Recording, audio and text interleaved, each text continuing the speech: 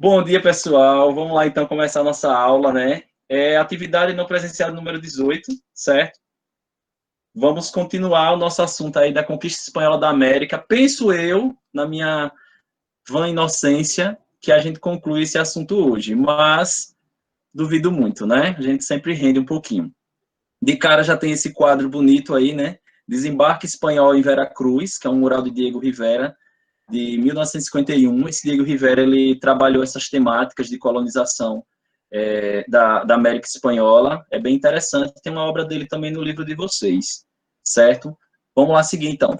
Lembrando só um pouquinho que quando os espanhóis chegaram na América, lá em 1492, 12 de outubro, né, fez aniversário, né, recentemente esse evento, né, a gente tinha aí, no caso, o Império Azteca, era esse território aí na América Central, né, na Mesoamérica, que aí em 1519, toda essa região aí, e quem assistiu a aula da eletiva, né, discutiu um pouquinho mais sobre a cultura maia presente aí, né, na região ali da Península de Yucatán, né, aí próximo, né, uma região também colonizada, né, toda a região foi colonizada, né, pelos espanhóis, a gente vem discutindo isso. E aí era o Império Azteca, né, que tinha lá como sede a cidade de Tenochtitlan, lá no Lago do Texcoco, né, onde hoje é a cidade do México, certo? A gente tinha o Império Inca, estou falando dos impérios, né, porque eram estados estabelecidos, né, estados que estavam organizados, estados grandes, estados bem avançados em nível de tecnologia, comparado a outras regiões da América, né? Aqui na América Portuguesa, na chamada América Portuguesa, os indígenas eles não tinham um estado organizado como os incas e os astecas, né? E aí o Império Inca, né? Toda essa região aí, na região próxima, pelos Andes, principalmente, né? Pela Cordilheira dos Andes e as suas diversas cidades ali. E a gente viu que era um império bastante organizado, né? E aí, um marco, né, para quem, quando a gente fala dos Incas, né, você falar de Machu Picchu, né, é uma das regiões, um dos locais mais visitados, né, do que restou, né, dessa civilização. Só lembrando um pouquinho como é que foi a institucionalização, né, como se organizaram, né, como transformaram em instituições, né, esse processo de conquista, né. A coroa espanhola incentivava a colonização das terras americanas com recursos privados, certo? E tinha os adelantados, lembram deles, pessoal, os adelantados, né? Que era o nobre espanhol que recebia amplos poderes da coroa para empreender a conquista dos territórios americanos. A gente fala principalmente de Hernán Cortés e de Pizarro, né? Já a gente lembra deles um pouquinho, que a gente já falou deles, né? Qual era o papel desses adelantados? Direito de fundar núcleos de ocupação e construir fortalezas, obrigação de cristianizar os ameríndios, olha aí, a missão evangelizadora, né, que a gente vem problematizando um pouquinho, e a obrigação de entregar ao Estado um quinto da produção, 20% da produção a gente vai falar lá quando estiver falando mais de mineração, certo? Algumas coisas, quem já vem estudando história do Brasil, né, quem lembra algumas coisas de história do Brasil lá do ensino fundamental, já tem algumas semelhanças e algumas diferenças nesse processo de colonização, mas isso aí a gente estamos discutindo aqui o processo da Espanha, depois a gente vai falar como foi o processo português, né, na América, e aí a gente vai poder pontuar quais foram as diferenças e as semelhanças, certo? Mas vamos para frente. Isso aí só foi lembrando. E aí, dando uma resumida aí na conquista espanhola, né? Desde a chegada à América, os europeus passaram a impor seu domínio sobre as terras indígenas, né? O domínio era europeu, era espanhol, né? Assim como foi de português, nas terras indígenas. Lá a gente vai ver um processo um pouco mais globalizante, não vai ser igual aqui, que ficou muito no litoral de início, né?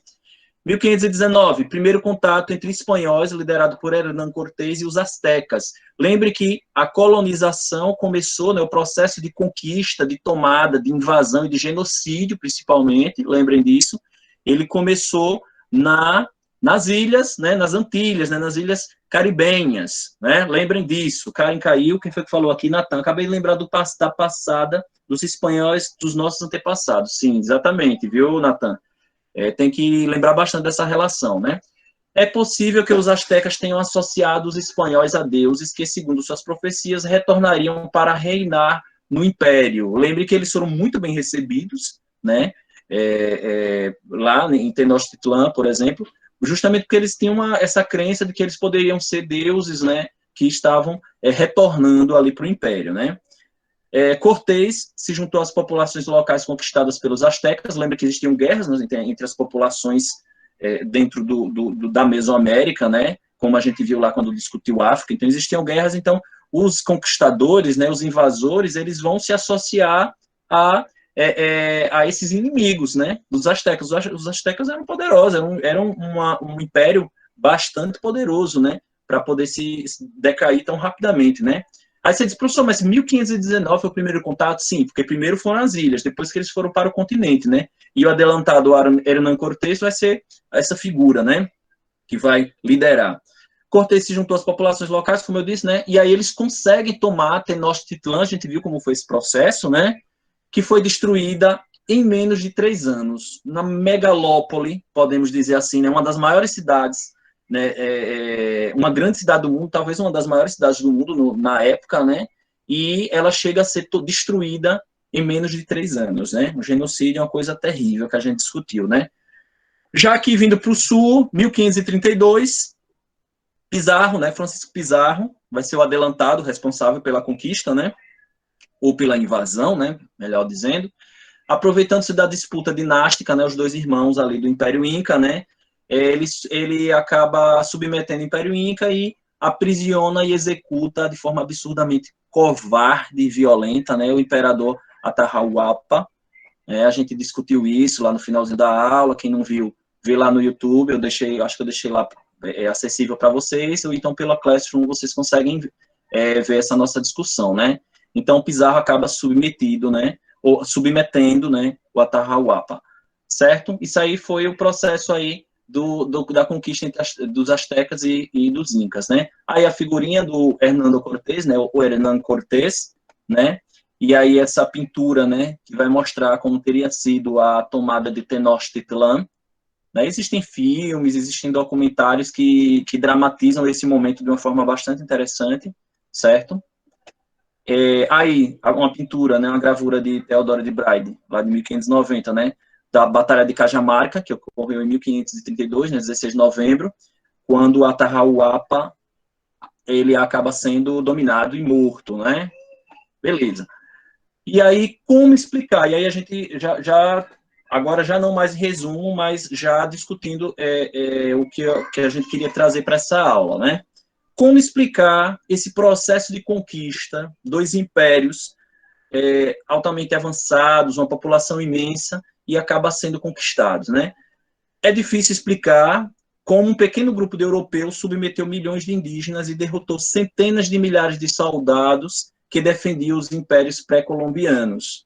Além das disputas internas dos grandes impérios e da crença que os invasores eram deuses, a gente deve considerar também a superioridade técnica militar, né, o uso de armas de fogo e cavalos, que não era conhecido aqui na América, né, nenhum dos povos americanos também conhecia a metalurgia do ferro, nós não passamos pela idade dos metais, podemos dizer assim, né, e as espadas astecas, por exemplo, eram uma espécie de clava de madeira com pontas de obsidiana. Obsidiana, alguém sabe o que é obsidiana, pessoal? Alguém chegou a ler algo sobre isso? Os fãs de Game of Thrones talvez conheçam esse termo, né? Alguém sabe o que é obsidiana, pessoal? Ninguém? Obsidiana, pessoal, é uma... Oh, pensei que estava sem volume até. É o negócio do Minecraft lá, a pedra do Minecraft. Minecraft tem obsidiana, né? Tem. Obsidiana é um material produzido pelos vulcões, né? Um cristal de vulcões. Tipo de pedra, né? Eu ia falar, né? Isso, A maior exatamente isso. porcentagem dela é feita de vulcão. Exatamente. Ela é fruto, né, de pedras ali dos vulcões, né, produzidos pelos vulcões. Depois, claro que depois de resfriado e tal, né, são geradas diversas rochas, né, E a obsidiana é tipo um cristal, é uma pedra, quase um cristal, bastante resistente, né?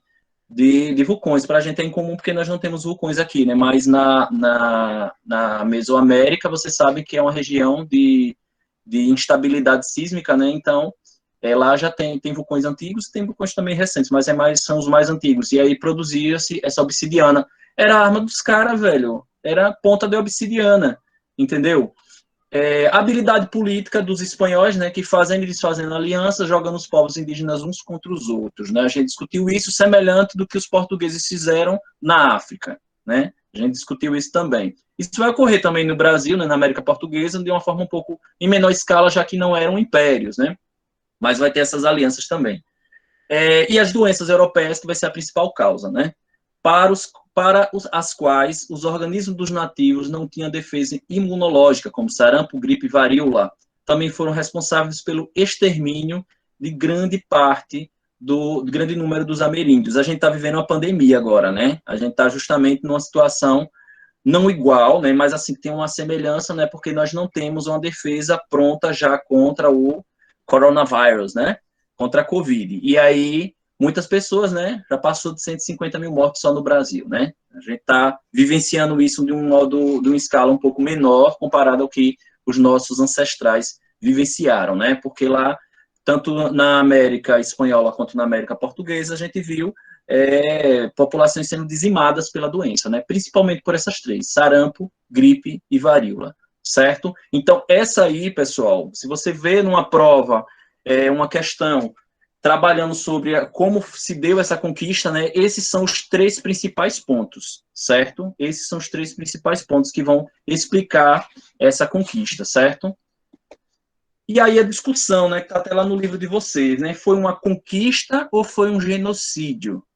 Isso aí é fundamental, acho que a discussão é uma das discussões principais que a gente sempre tem que ter.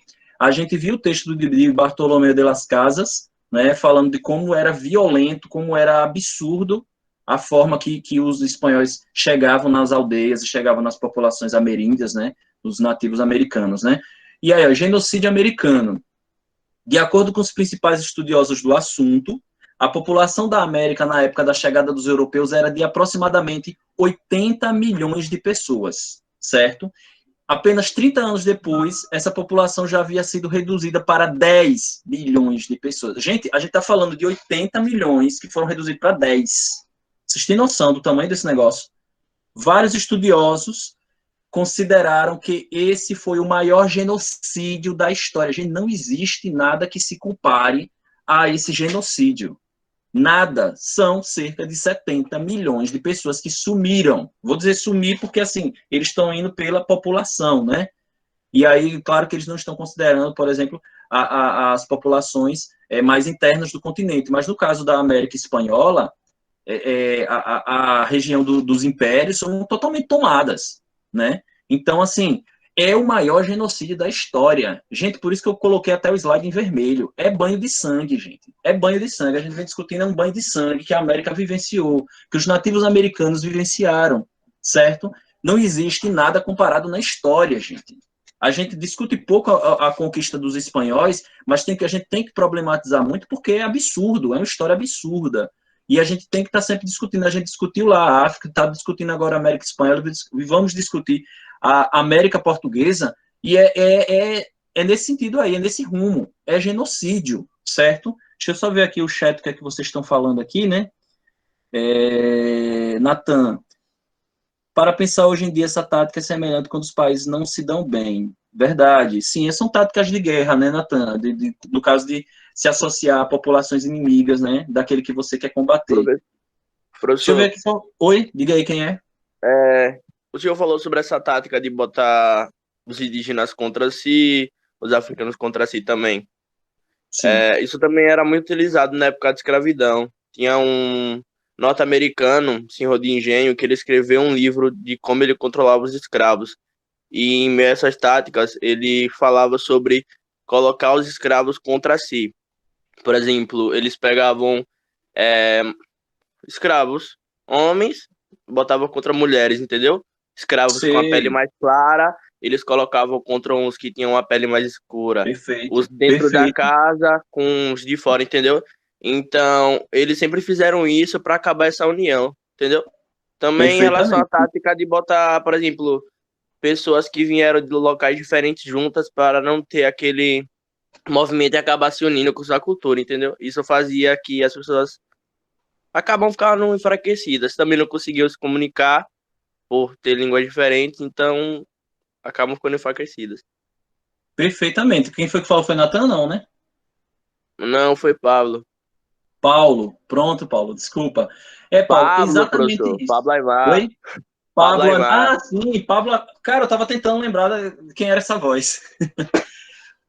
Pablo, exatamente isso que aconteceu em todas as regiões conquistadas, né? Seja lá na África, a gente discutiu, né? Essa geração de conflitos internos, né? Um agente externo gerando conflito interno. A gente vai ver isso na América Espanhola, a gente vai ver isso na América Inglesa, a gente vai ver isso na América Portuguesa. É uma tática, colocar pessoas de. Lembremos sempre, né? A gente discutiu bastante isso. Eu cansei vocês de falar sobre como a África não é um bloquinho só, são vários povos, várias línguas, várias culturas, e até alguns pontos você vai ter religiões diferentes e tal. Então, colocar esse povo todo num lugar só vai gerar conflito, e a intenção era essa. Eles proporcionavam o conflito. Realmente, o escravo que trabalhava dentro de casa, ele era rejeitado, ele tinha problemas com o escravo que trabalhava lá no campo, cortando a cana, preparando o açúcar. Isso vai ser, e é fácil de entender, né? O cara que está lá na cana vai achar que o cara que está dentro de casa está numa situação melhor, e vai gerar esses conflitos, sim. É uma forma que eles fizeram de controlar, né? Deixa eu ver quem mais falou aqui. Rafael, os dois. Para os espanhóis, conquista para quem estuda e vê realmente como foi genocídio. Não se diz que era uma tática, mas até hoje isso acontece. Uma tática é a estratégia mais usada durante anos. Verdade, isso mesmo. Certo? Então é isso, pessoal. Vamos então agora para entender como é que funcionou a administração dessas colônias. E aí eu tinha pedido, né, que vocês pegassem o livro. Então, quem faria aí a primeira leitura aí da página 84? Quem se dispõe aí a fazer essa alegria para o professor? Hoje eu tô aqui, viu? Opa, pode começar. A administração das colônias. Após os primeiros anos de conquista de territórios na América, a coroa espanhola se preocupou em não repetir no continente os procedimentos que levaram ao extermínio da população indígena nas Antilhas. Para isso, o rei espanhol se esforçou em afirmar sua autoridade sobre os territórios americanos a que tinha direito, conforme o Tratado de Tordesilhas. Segura aí Tomando conta. só para a gente lembrar dois pontos aí que são falados, né? O que foi que aconteceu com a população indígena das Antilhas, pessoal? Vocês lembram? Vocês lembram o que aconteceu com a população dessa região aqui? Hein? Alguém lembra? O que foi que aconteceu, pessoal, com a população dos nativos ali das ilhas antilhanas? Assassinatos. Dizimados, né? Algumas ilhas não sobrou ninguém, certo? E aí você diz, isso é interessante para a coroa espanhola? Não é. Eles precisam de força de trabalho, né? E aí a questão do Tratado de Tordesilhas, vocês lembram lá da aula que a gente teve, né? Discutindo aí como foi dividida as terras que iam sendo descobertas ou a descobrir. Então a preocupação da coroa espanhola era, né, conseguir efetivar a conquista, né, e a colonização do continente de uma forma mais eficaz do que o que eles viram ocorrendo lá nas Antilhas, né? Pode seguir aí o texto. Tomando o controle das colônias. Com o intuito de controlar o fluxo de imigrantes para as colônias e para regulamentar as trocas comerciais entre elas e a metrópole, o governo espanhol criou, em 1503, a Casa de Contratação. Posteriormente, esse órgão foi subordinado ao Conselho das Índias. Esse conselho respondia diretamente ao rei, tendo como função assessorá-lo nas questões coloniais referentes às áreas administrativa, legislativa e jurídica. No século XVI. As colônias foram divididas em dois vice-reinos, Nova Espanha e Peru. Já no século XVIII, foram criados dois novos vice-reinos, Nova Granada e Rio da Prata. Isso. Nesse período, nas áreas de pouca importância econômica, mas militarmente estratégicas, foram criadas as capitanias gerais. Tanto os vice-reis quanto os capitães gerais eram nomeados pelo rei. Nas colônias, o cargo mais alto era o de vice-rei, que governava por um período determinado. Sua administração era fiscalizada e seu poder era limitado pela audiência, órgão subordinado ao Conselho das Índias. O vice-rei presidia a audiência, mas era fiscalizado pelos guardiões do cumprimento das ordens da coroa, os ouvidores, que eram os juízes que compunham a audiência. Concluindo. Amanda? Professor, é porque eu estou lendo por aqui, pelo seu slide. Ah, desculpa, consegue ler o cantinho? Consigo, peraí. Calma. É ali em cima, que está ali do lado do mapa? Isso mesmo, no âmbito local. No âmbito local, era o cabildo, a instituição mais importante. Os cabildos eram conselhos municipais em que se resolviam os problemas de administração e justiça nas cidades e vilas. Seus componentes, os corregedores, eram membros das oligarquias regionais que se formaram na América. Perfeito. Olha aí, né? Isso é a forma que eles vão, né, criar, né, todo um sistema burocrático, né, para poder administrar essas colônias, né. Inicialmente você vai ter 2 vice-reinos, depois eles vão ser subdivididos, e já no 18, né, no século 18, vai ter mais 2 vice-reinos, que é Nova Granada e Rio da Prata, e aí vai ter a estrutura, eu até coloquei aqui, vocês viram aí no mapa, né, como era, e está no livro de vocês, essa imagem do livro de vocês, por onde passavam, né, e vocês veem que é o lado oeste da América, né? E vejam lá em cima, pessoal, que a Flórida era pertencente às colônias, era parte das colônias espanholas, né?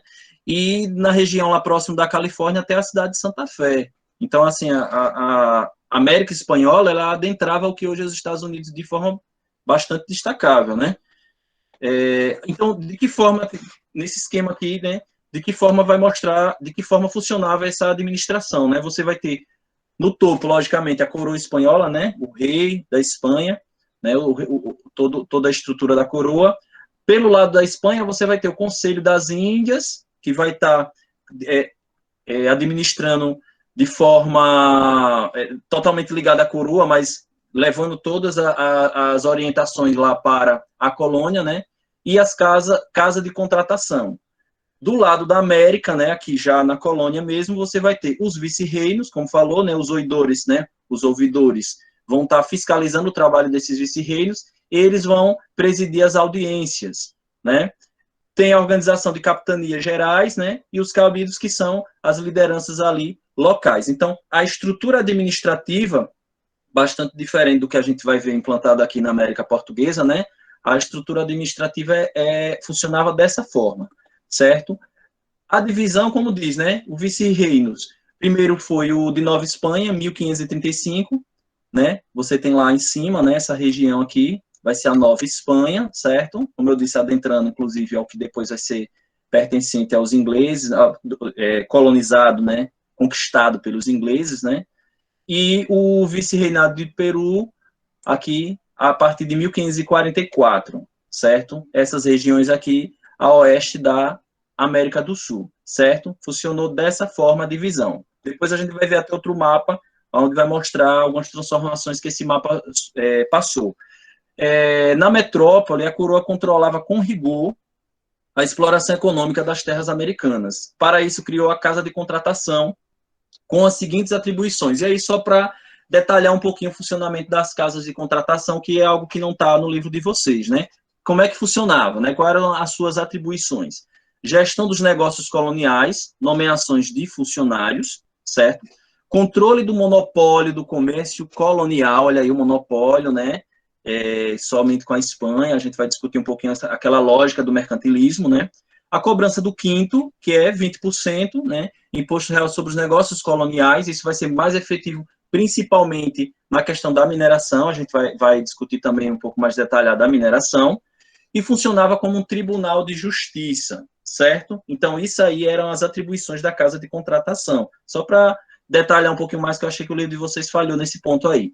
Além disso, para garantir o exclusivo metropolitano, olha aí, mais um destaque aí, porque é algo da política mercantilista, né? A coroa estabeleceu o regime de porto único. Na Espanha, você vai ter só 2 portos, que é Sevilha e Cádiz, certo? América, ou Cádiz, né? Na América, você vai ter Havana, Veracruz, Porto Belo e Cartagena. Só podia sair mercadoria desses portos aí e chegar no de Sevilha e Cádiz, certo? Regime de frotas e galeões para transporte de bens coloniais. O comboio era escoltado por embarcações de guerra para impedir a pirataria. Alguém sabe dizer que outro reino ficava trabalhando com pirataria nesse ambiente aí? Alguém lembra? A gente chegou a discutir isso nas aulas anteriores. Alguém lembra, pessoal? Ninguém lembra? Os corsários. Cadê o pessoal que assiste? Eu acho que isso é um pouco, aparece um pouco isso em alguns filmes, né? Os piratas financiados por quem? Pelo reino da Inglaterra, principalmente a nossa querida, estimada e louvada Elizabeth I, né? Pagava piratas para ficar saqueando espanhóis e portugueses. Danadinha ela, né? A mulher era os ingleses, viu, Victor? A mulher foi espetacular, né? Não estou dizendo que ela era uma santa, nem que ela fez o bem, mas que ela sabia governar, sabia, né, gente? Vamos lá, então. Esse mapa aí, pessoal, mostrando já do século XVI até o XVIII, principalmente no XVIII, como já estava subdividido, né, os vice-reinados. Olha o vice-reinado da Espanha, pessoal, como tomava boa parte da América do Norte, tá vendo aqui em cima? Né? Não só aqui a região da América Central e Mesoamérica, né, mas, vai pegar boa parte lá, né, isso aí depois a gente discute. Aqui já não está botando a Flórida mais, né? Você tem toda a América Central, aí aqui já são os outros, Capitania Geral de Guatemala, Vice-Reinado de Nova Gramada, Vice-Reinado do Peru, Vice-Reinado do Prata, Capitania Geral do Chile, Capitania Geral da Venezuela. Vejam como já foi dividido, né? Aqui são os portos, pessoal, Porto de Veracruz, Porto Belo, Cartagena e Havana, Ulalá, né? Chegando lá para Sevilha, né, o porto de Cádiz e chegando lá para Sevilha. O porto único, quando fala, pessoal, é Cádiz, né? Sevilha não é, Sevilha é continental, né? Mas aí essa relação de Sevilha com Cádiz, né? Chegava em Cádiz e de Sevilha que seria distribuído. Tá chegando na Inglaterra, tá chegando em Portugal, tá chegando em outras regiões, França, tal. Não tá. Só chega na Espanha, porto único. Sai desses portos e só chega aqui em Cádiz, né? Para depois ser distribuído a partir de Sevilha, certo? Vamos para frente. Economia e Trabalhos na Colônia, página 87. Quem é que faz essa leitura agora? Quem? Posso ler, professor? Pode sim, é Sara, é? Economia e trabalho nas colônias. Os fundamentos da organização econômica da América Espanhola foram orientados pela lógica mercantilista da expansão comercial e marítima europeia. Essa lógica era movida pela associação de interesses de particulares, nobres, aventureiros e comerciantes. Anos da monarquia que desejavam enriquecer e fortalecer o Estado absolutista. Após os combates iniciais e a pilhagem das sociedades conquistadas, os espanhóis organizaram a extração do ouro e da prata, pautados pelo princípio mercantilista do metalismo. A exploração mineral foi a atividade colonial mais lucrativa. Pode ler o Pacto Colonial também, Sandriele. O Pacto Colonial era uma das práticas mercantilistas mais importantes. Também chamado de exclusivo colonial, estipulava que a colônia devia comercializar seus produtos com sua metrópole. Com isso, a metrópole buscava controlar todo o processo relacionado ao comércio nos territórios coloniais, incluindo a ocupação, a organização, a produção e a fiscalização. Nesse contexto, a colônia era obrigada a dirigir sua produção para entender a necessidade da metrópole, fornecendo matérias-primas, gêneros alimentícios e metais preciosos. Perfeito, valeu, Sandriele. Olha aí, isso é só para vocês verem como tá o processo de conquista, né, de tomada aí da América pelos espanhóis, ela está totalmente dentro da lógica mercantilista, né? Totalmente. Você vê que nasce no Estado absolutista, né? Você vê aí tanto particulares como pessoas ligadas ao reino sempre tentando enriquecer, né, de alguma forma nesse processo, né? E o destaque principalmente, né, para essa questão do metalismo, né, o princípio do metalismo, né, que vocês lembram bem, né, que é a ideia de que um reino, quanto mais metais preciosos ele tem, mais rico ele é. E aí, no caso dos espanhóis, eles já vão ter acesso a metais preciosos já no início da conquista, diferente de portugueses que a gente vai ver depois. Diga, Amanda. Por isso que foram divididos, não foi? Em vice-reinados? Para administrar melhor. Por causa da ganância deles. Sim, para administrar melhor, para ter uma máquina burocrática funcionando, né? Para poder realmente ter, a coroa estava em cima de tudo. A coroa estava de olho em tudo. Vai ceder para particulares, mas, como aconteceu aqui na América Portuguesa, né? Mas eles vão estar administrando, cobrando os tributos, cobrando os impostos, né? E para ter controle. Para ter controle e lucro, né? Principalmente, né? E aí a questão do pacto colonial, né, que também chama de exclusivo colonial, né, que aí vai ter esse processo aí de comercialização sempre atrelado ali à metrópole, né, isso na Espanha vai funcionar de forma muito mais eficaz do que a gente vai ver em Portugal, certo, pessoal? E aí a economia colonial, de que forma, né, vai se dar então esse processo da economia, né, quais são os elementos, como é que funcionava, né? As regiões da América Espanhola desenvolveram atividades econômicas associadas às condições geográficas e climáticas. Perfeito, né? Toda região vai trabalhar dessa forma, né? O que é possível, né? Pelas condições geográficas e climáticas. A produção atendia primeiramente às necessidades locais e depois ao mercado europeu. Olha só, existia essa preocupação na América Espanhola de atender às necessidades locais, mas a gente vai falar principalmente, essa explicação aí, né?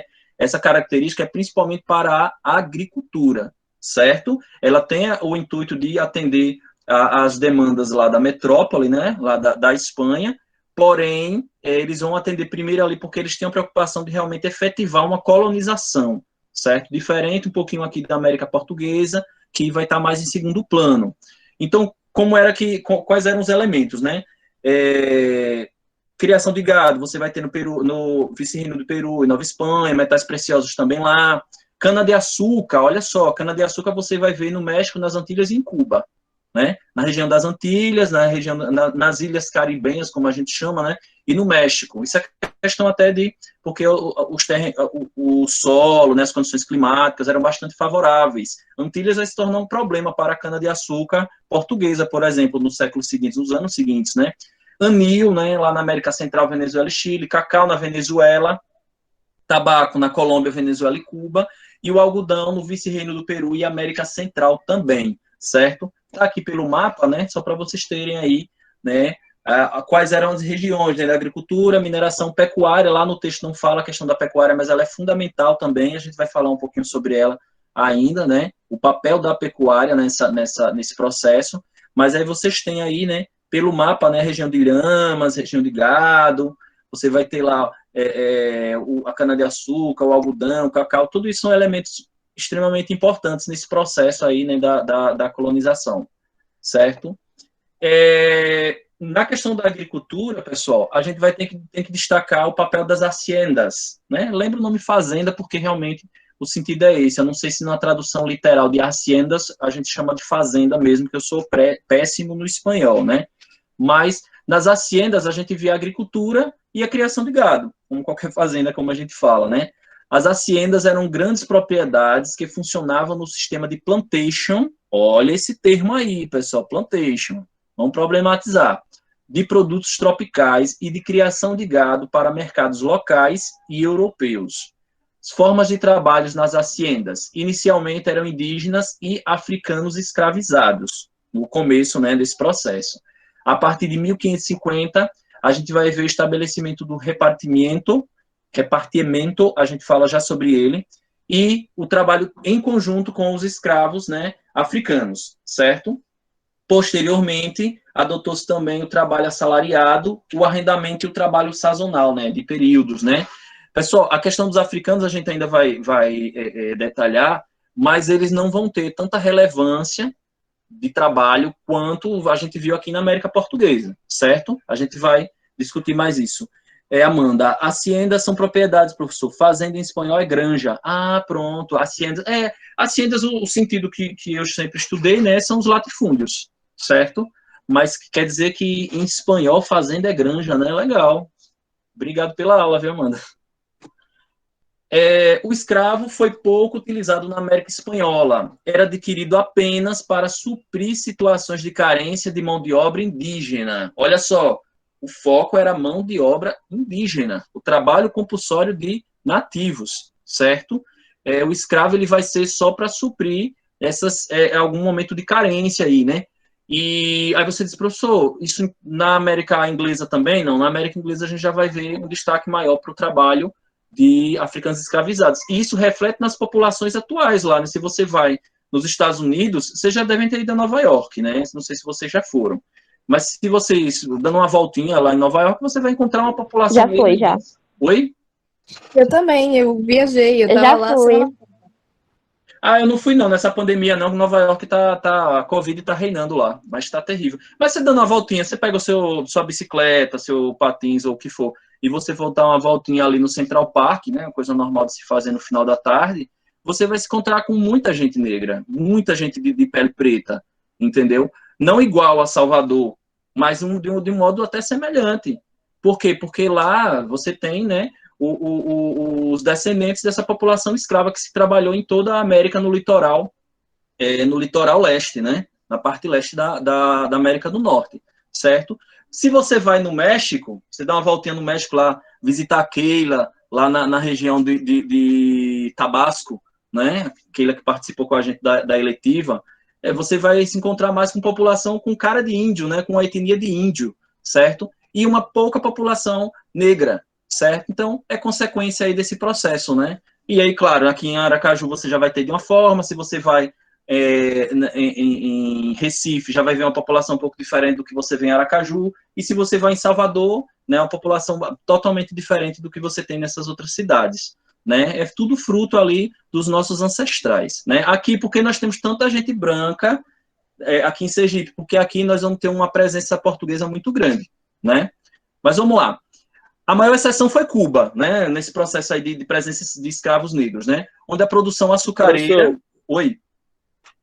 esse negócio, tipo, que foram colonizados por países diferentes, você vê, tipo, muita diferença até em questão da presença da cultura até os dias atuais, entendeu? Por exemplo, aqui no Brasil, a porcentagem de pessoas negras é maior do que lá nos Estados Unidos, mas a cultura lá se prevaleceu de forma mais eficaz, vamos dizer assim, entendeu? Sim. Porque não tinha tanta represália, eles não tinham tanta represália quanto a gente teve aqui. Sim, foi maior. Aí, aqui tipo, foi maior a repressão.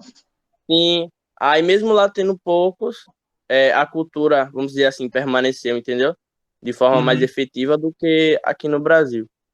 Exatamente, exatamente. Os traços culturais, eles lá são mais evidentes, né? Essa questão dos guetos, né, de populações mais fechadas, e aí esse processo ele vai preservando um pouco mais, né, essa cultura, né? É o que a gente chama de história de longa duração, né? Algo que ocorreu séculos atrás, né, mais de um século atrás, né, a escravidão até o final do século XIX, e no caso do Brasil, né? E até hoje ainda você vai ter resquícios, né? Principalmente na questão da discriminação, do desfavorecimento de algumas populações, né?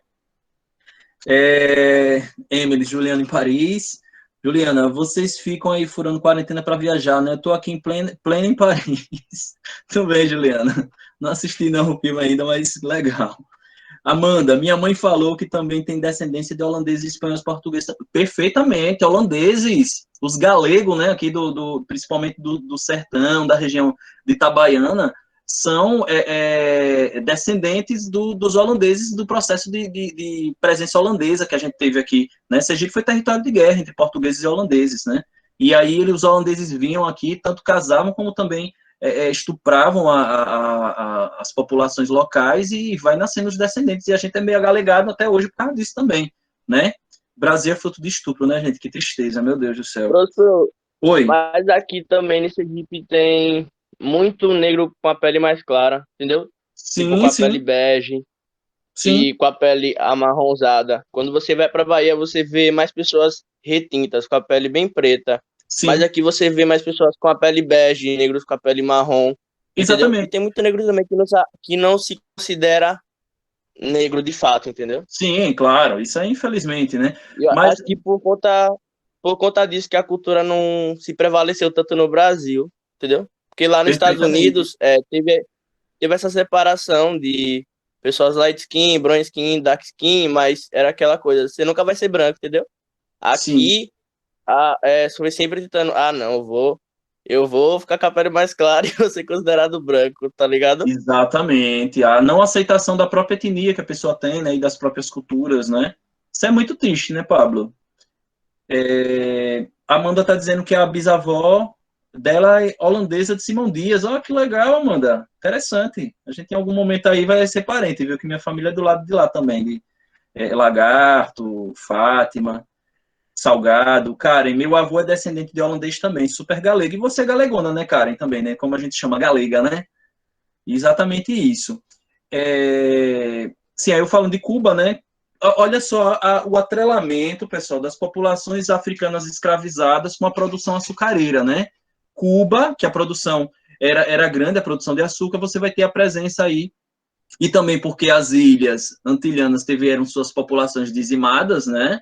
Então aí eles levaram a escravidão africana lá numa escala um pouco maior, né? Principalmente séculos 18 e 19, como foi o período de maior tráfico de escravos africanos, certo? Deixa eu ver se teve mais coisa aqui no chat. Aqui no Brasil é festa e gritaria. É tudo misturado, Natan.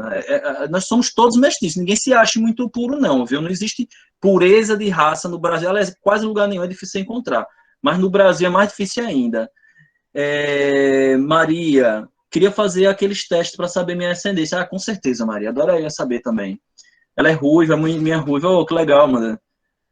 Essa galega é falsa, é pintado, o Brendel disse. Sou galega verdadeira, né, Karen? Você é ruiva, ruivo que é falso. Não, olha só, ruivo é um caminho mais específico, né? Na Colômbia e na Venezuela, em menor escala que em Cuba, os escravos africanos foram muito utilizados nas haciendas de gado, açúcar e cacau. Olha só, né? Sempre você vai ter a relação da monocultura de açúcar com a escravidão. E aí aquele termo, pessoal, gente, tatuem isso no cérebro de vocês. O que é o plantation, certo? Sistema de exploração agrícola colonial, plantation.